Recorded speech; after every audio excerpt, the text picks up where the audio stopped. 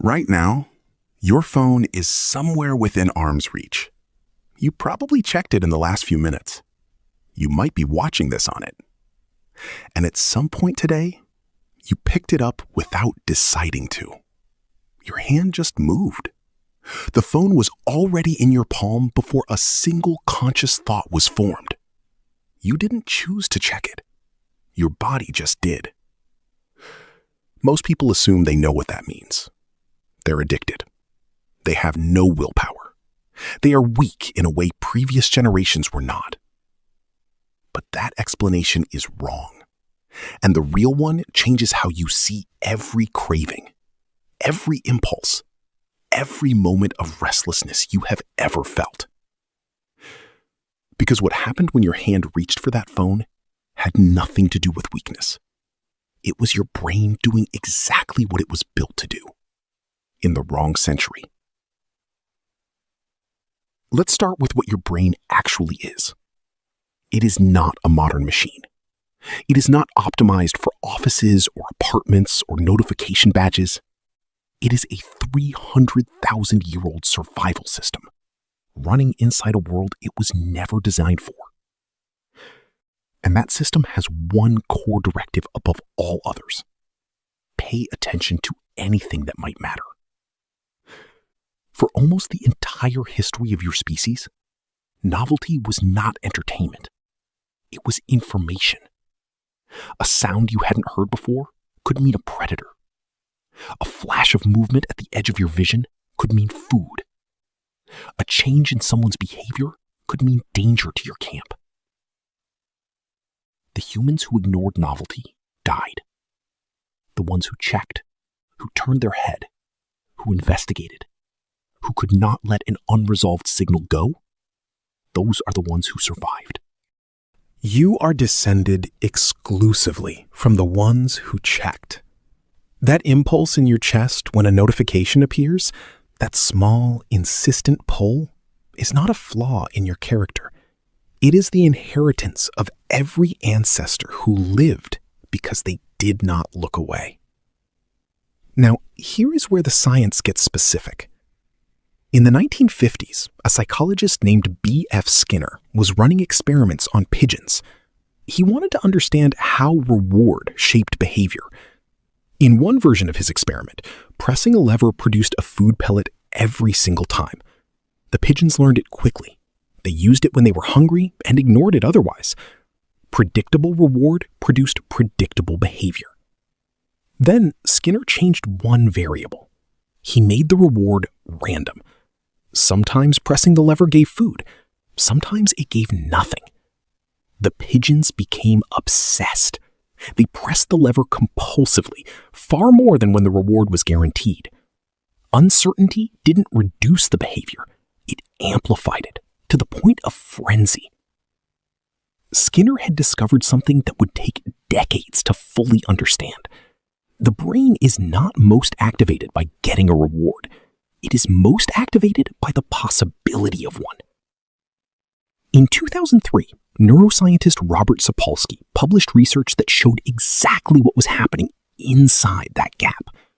He recorded the dopamine activity in the brains of primates as they performed reward tasks. What he found reversed everything people thought they knew about how dopamine worked. Dopamine did not spike when the reward arrived. It spiked in anticipation, in the moment of uncertainty, in the space between reaching and finding out. When the reward became guaranteed, when the animal knew for certain it was coming, dopamine levels actually dropped. Certainty killed the signal. This is the system your phone plugs directly into. Every time you check your phone, you are pulling a lever with an uncertain outcome.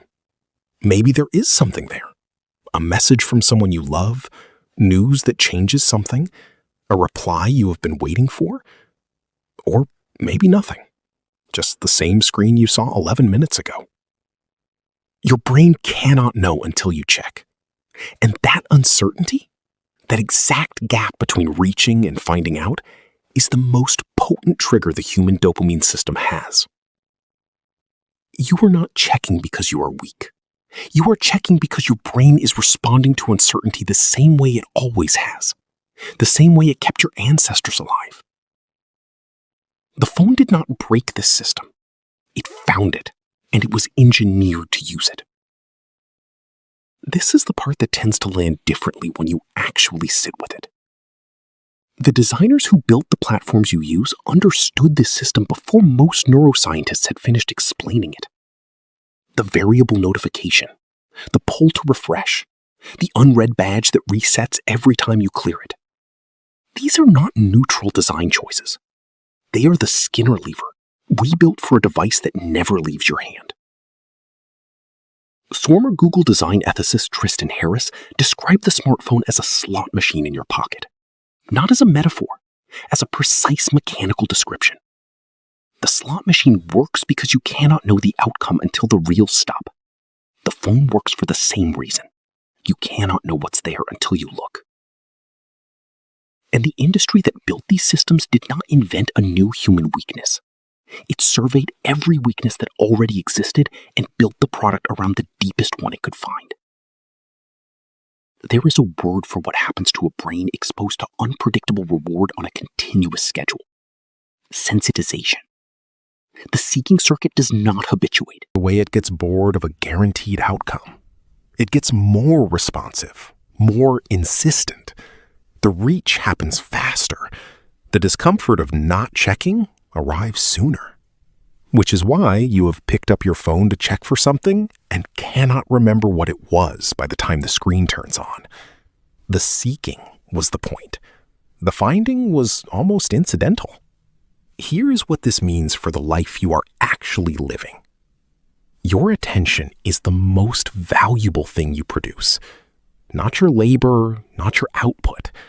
The raw, directed focus of your conscious mind is what every platform, every notification system, every algorithmically optimized feed is competing to capture and hold. And the competition for it is not fair. On one side, a 300,000-year-old brain running an ancient survival circuit that cannot distinguish between a rustle in the grass and a red notification badge. On the other side, billion-dollar systems designed by the most sophisticated engineers alive, specifically to trigger that circuit as many times per day as possible. This is not a battle of willpower. It was never going to be. The question is not whether your brain responds to the trigger. It will. It was built to. The question is quieter than that. When you pick up the phone, when the hand moves before the thought does, what is it you are actually hoping to find? Most of the time, if you sit with that question honestly, the answer is not a notification. It is something the notification was never going to deliver. Connection. Proof that something out there is responding to you. Evidence that you are not as alone as the late hour makes you feel. Your ancestors checked the tree line for the... Your ancestors checked the tree line for the same reason. Not because they expected danger, but because an unchecked world felt unlivable.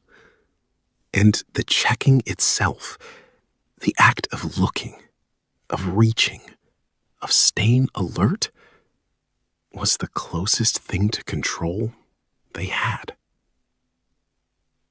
We traded the tree line for a screen. The ancient need is exactly the same. The thing we are searching for still isn't there.